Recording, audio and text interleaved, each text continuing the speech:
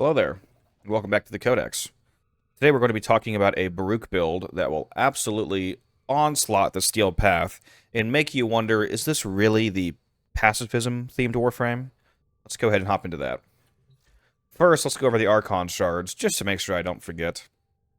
So, two of these shards, I'm going to get a lot of questions about in the comments. People are going to tell me, why the hell are you using that? And that will probably show the fact that they didn't actually listen to the video. And those are the Tau Forged Health and the Tau Forged Armor Shard. The reason why I'm using those is because that small amount of extra health and armor on a frame that has a massive amount of damage reduction is actually a huge EHP increase. Just to go over the math real quick, my regular Baruuk build without these shards has basically 1,159 EHP with the 240 armor and 644 health that this build typically has. That almost doubles to 2,215 by just adding these two shards. It's around a 91% EHP increase. So almost doubling the EHP of the build, which when you consider the amount of multipliers that this build has in the forms of damage reduction is an insane defensive increase. The other two shards that we're using right here is two Tau Forged melee critical damage shards. And when your max energy is over 500, this is doubled. So these actually give, what is that, 72, 74% melee critical damage, something like that, and that's per shard. So that's a ton of extra melee critical damage, which you'll see when we go over the Desert Wind build. And then the final one is casting speed. This casting speed shard is really nice because he has at least one ability that you occasionally need to spam. Now let's go into the actual build here.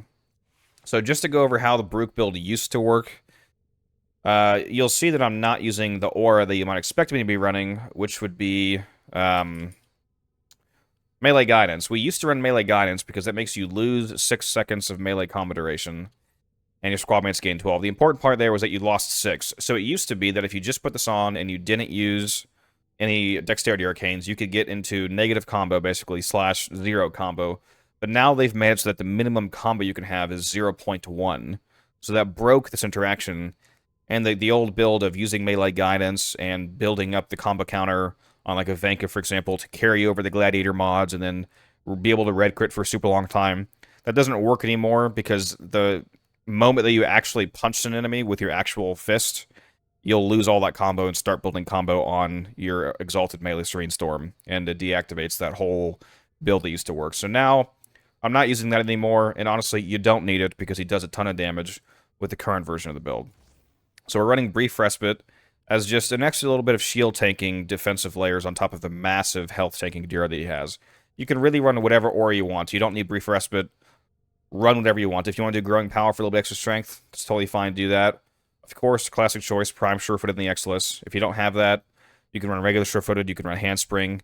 You could run whatever you want while you wait on that 400-day login. Now, Reactive Storm, this augment is straight up mandatory on basically any Baruuk build. It adds 250% status chance, which scales with power strength, by the way, and it converts part of his damage to match the enemy type weakness. So this is a huge, huge damage increase. So you know how I said that 250% scales with strength? Look at this. I'm up to 772% increased status chance on his melee. That is insane, and you'll see how insane that is when we look at the build. The reason why we're using Fleeting Expertise here is, one, obviously the extra efficiency is nice, especially since we are running Blind Rage. So, since we are running Fleeting, even though we have that negative 55 from this, we have the plus 60 from this, so we're actually still positive efficiency. We're in 105%. The really important thing, though, is that you actually want that negative 60% duration, and you want the negative duration from Transient Fortitude here, along with the Strength, obviously, because that puts you all the way down to 13% duration. Having that super, super low duration means that you can easily spam his second ability, Lull, in order to rapidly and easily erode his Restraint. The way that Baruuk works is that his fourth ability doesn't use energy. You can only use it when you have eroded his Restraint enough, and when you activate this ability, you slowly regain Restraint. So spamming Lull is the easiest way to keep that down and be able to stay in his fourth ability.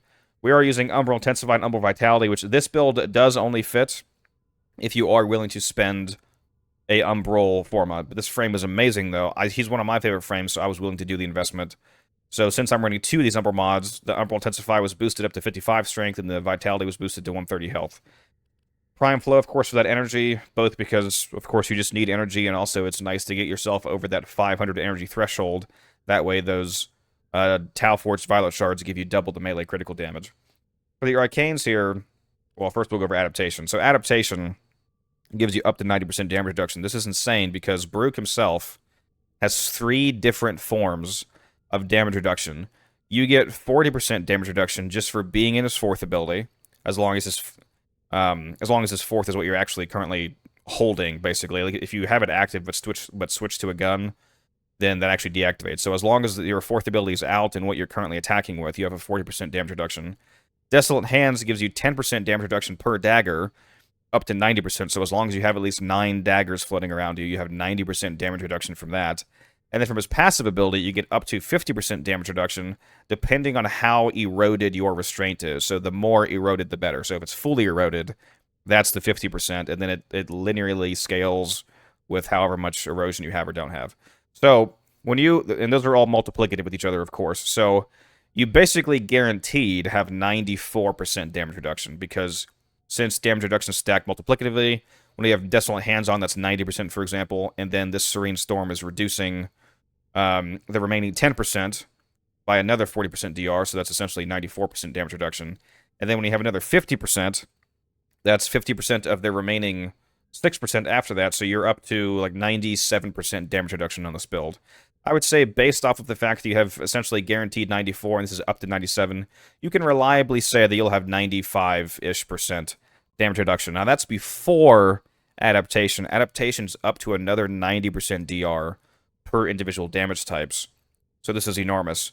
To put that into perspective for you, without Adaptation, the amount of EHP that this build has with those shards on that I added is 36,000 to 73,000, depending on the variation between 94 to 97% damage reduction.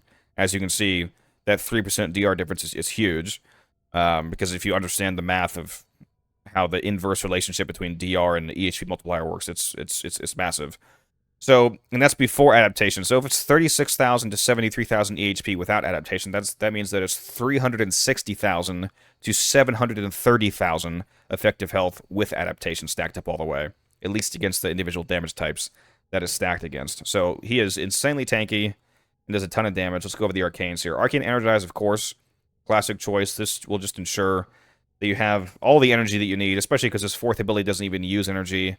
You only need to recast Desolate Hands when you get lower than 9 daggers. LOL is really the only thing that you're spamming. So with Energize and Positive Efficiency, you're totally fine on energy. Arcane Strike, super, super, super critically important to this build. So it's on melee hit, or on any hit, actually, I think. 15% chance for plus 60% melee attack speed to melee weapons for 18 seconds. Fun fact about Arcane Strike, this 60% attack speed is multiplicative. It's not additive. It does not function like a mod. So if you already have Berserker on, for example, which my build does, Berserker gives you 70%. So this is not that 70 plus the 60. It's the 1.7 attack speed multiplier you already have from Berserker times 1.6 from Arcane Strike. So you get a huge attack speed bonus from this, because it multiplies any attack speed modifiers you already have modded onto the weapon by this amount. Speaking of which, let's go and actually look at that weapon now, the Desert Wind Prime here. So you can see my critical multiplier is a insane 9.2, which, given the fact that you mostly orange crit, will actually be the equivalent of 17.4, I think, something like that, 17.2. Basically, you know, around the 18x mark when you're orange critting. So that's an enormous amount of damage. We're doing a viral heat build here, with, of course, Sacrificial Steel, because this melee has a base 50% crit chance, so this takes you from 50 all the way up to 160% crit chance. So you're orange critting most of the time, 60% of the time. So this huge crit multiplier, like I said, is hugely advantaging you. As you can see, the base status of this melee is only 15%. And with the combination of the mods we have on here, which is really just Vicious Frost adding 60, basically all of this is coming from that augment we had on, making us go from 15 up to 140% status chance, which is absolutely nutty. And just think about the fact that if you get corrupted, this will be doubled basically, like if you take it to a fissure. Now, this impacted damage here, the way that this augment works on Baruuk, the reactive storm, when it says changes its damage type to match enemy weakness, the damage that it's actually changing on Desert Wind is the impact portion of this damage. So this 2045 impact damage here, when you hit an enemy that's weak to corrosive, for example, this will convert into corrosive. If you then go and hit an enemy that's weak to gas, this will convert into gas. So this impact portion of damage is what it's converting. So you'll always do viral and heat, but then you'll also get impact turning into whatever it needs to turn into, basically, to maximize your damage. Now, if you wanted to, since I am running a Panzer for this build, which we'll talk about in a moment, you could change from viral to corrosive and do corrosive heat instead. That is a consideration.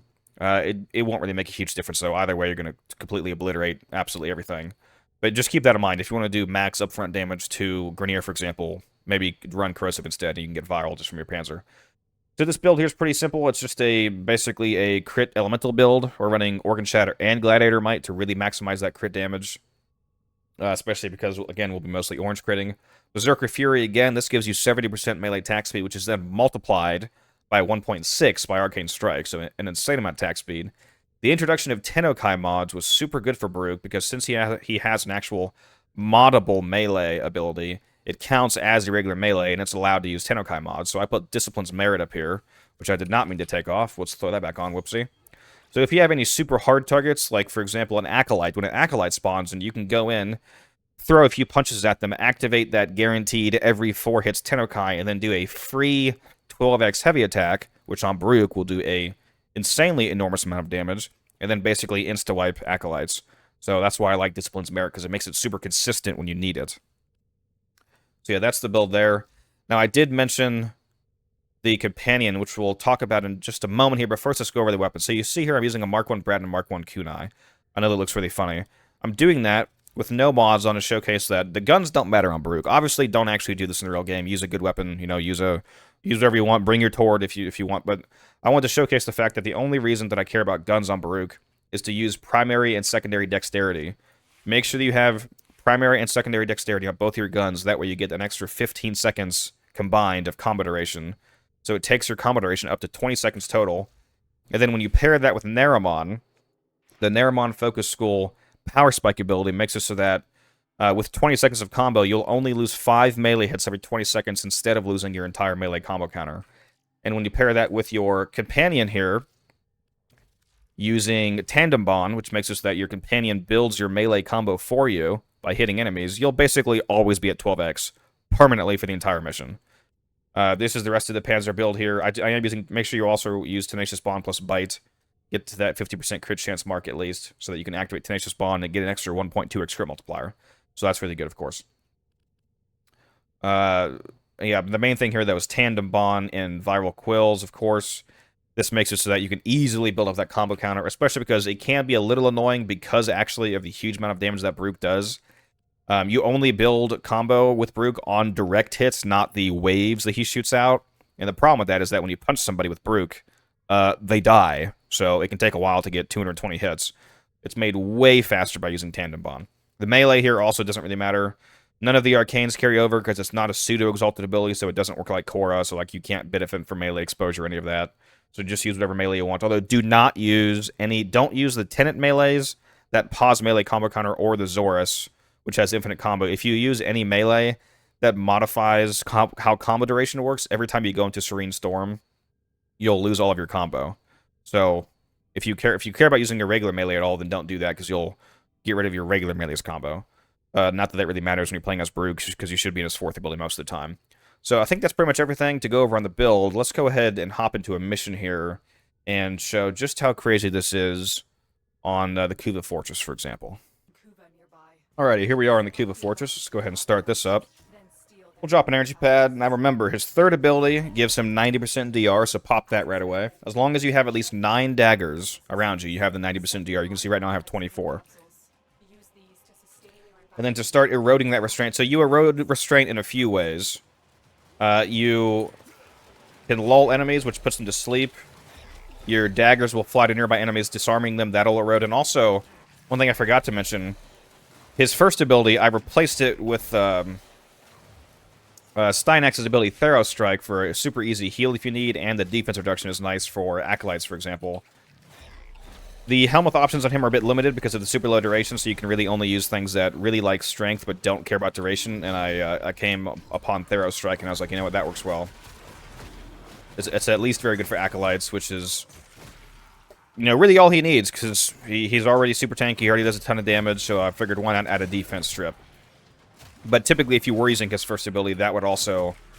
every time that you take damage and avoid it using his first ability, Evade, then you erode restraint. But the problem with that is that that only works when you're not attacking. And it's like, when are you not attacking as Baruuk?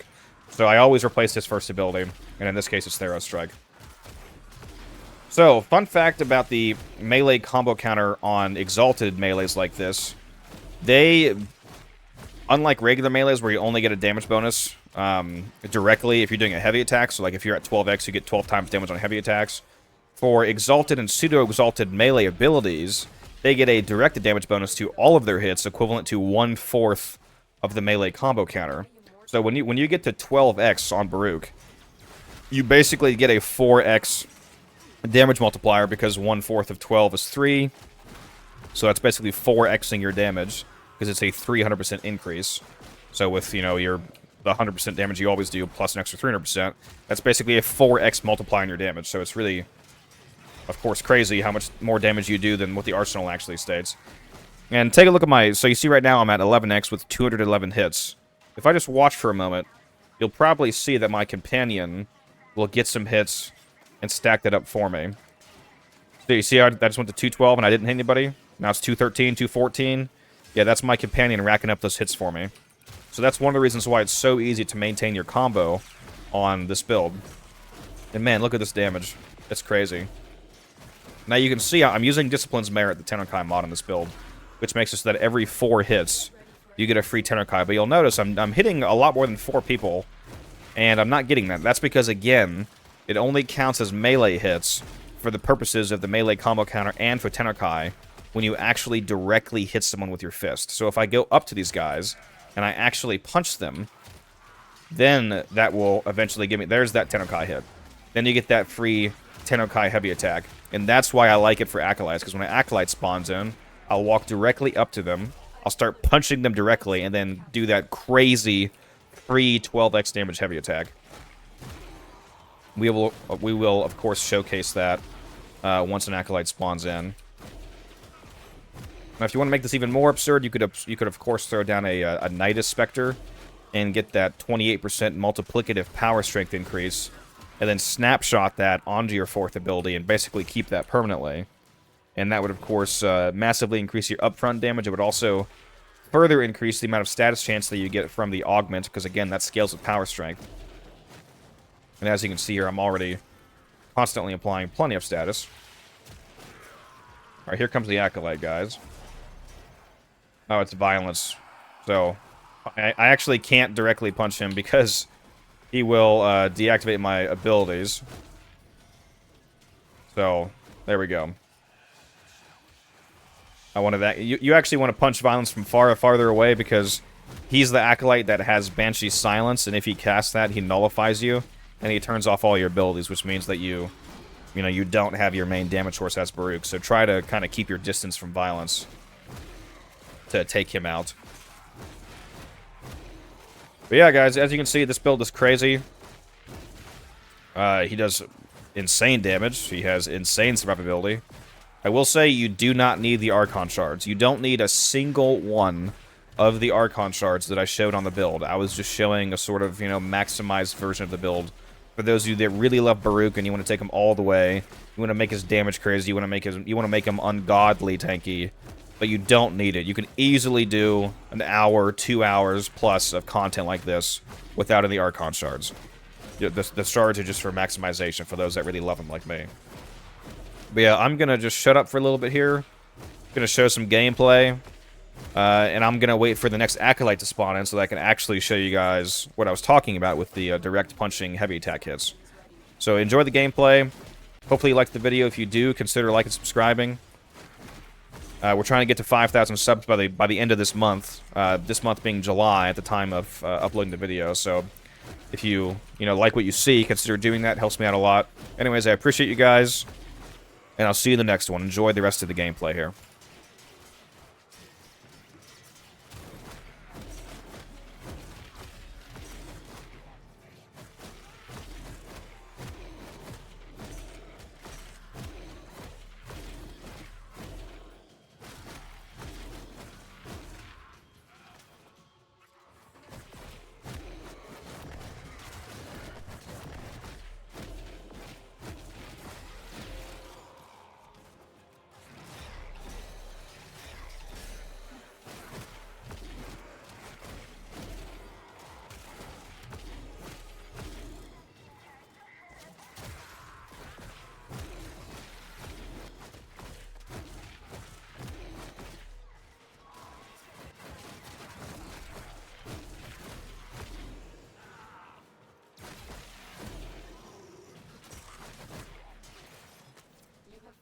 Kuva catalyst.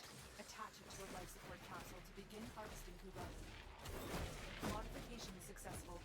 Collecting Kuva. Caution, Tenno. Capsules harvesting Kuva provide minimal life support.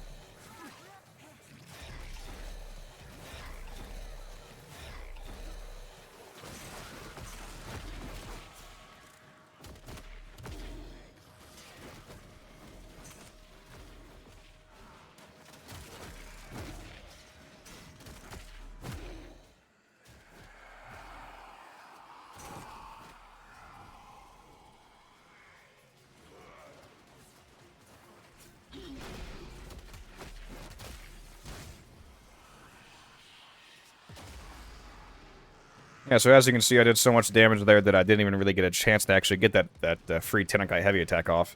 Yeah, guys, that's Baruuk. He's awesome. Hope you guys enjoyed, and I will see you guys in the next one.